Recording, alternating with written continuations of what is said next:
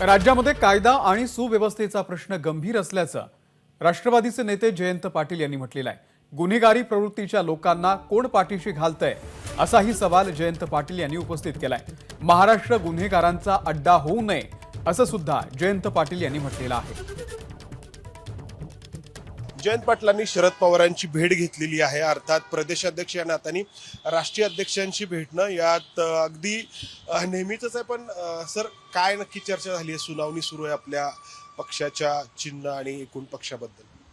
त्याची काही चर्चा झाली नाही। लोकसभेच्या निमित्ताने महाविकास आघाडीची जी चर्चा मुंबईत झाली त्याची माहिती देण्यासाठी मी त्यांना आज इथं भेटलो। सर, प्रकाश आंबेडकरांच्या वक्तव्यांबाबत काय म्हणाल? कारण ते म्हणतात की मी राष्ट्रवादी सोबत आहे, म्हणजे तुमच्या सोबत आहे, उद्धव ठाकरेंसोबत आहे, मात्र काँग्रेसबद्दल त्यांना बऱ्याच काही तक्रारी आहेत काही, परंतु आम्हाला विश्वास आहे की ते आमच्याबरोबर येतील। महाविकास आघाडीचा भाग म्हणून आमच्याबरोबर ते सहकार्य करतील आणि महाराष्ट्रात विरोधी पक्षाला, महाविकास आघाडीला बळ देण्याचं काम करतील असा आम्हाला विश्वास आहे। सर, संभाजीराजेंबद्दल चर्चा आहे की कोल्हापूरच्या जागेवरून महाविकास आघाडीकडून नक्की उमेदवार कोण असतील?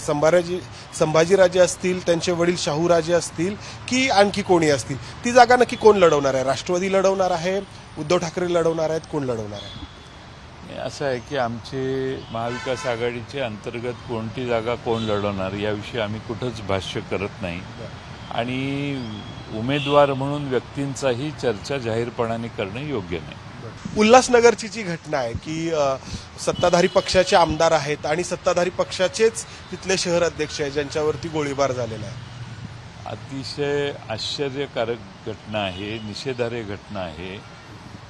सरकार आणि गुंडांच्या मध्ये अंतर कमी झालेलं आहे आणि गुंडगिरीला प्रोत्साहन दिलं जातंय हे मी नाही तर सत्तारूढ भारतीय जनता पक्षाचे आमदारच सांगतायत। स्वतः ते सांगतायत की मी 5 गोळ्या झाडल्या आणि पोलीस स्टेशनमध्ये पोलिसांच्या उपस्थितीत असा गोळीबार होतोय आणि म्हणजे कायदा व सुव्यवस्थेत वेशीवर टांगण्यात आलेली आहे असं महाराष्ट्राचं चित्र आहे आणि याचा निषेध करावा तेवढा थोडा आहे।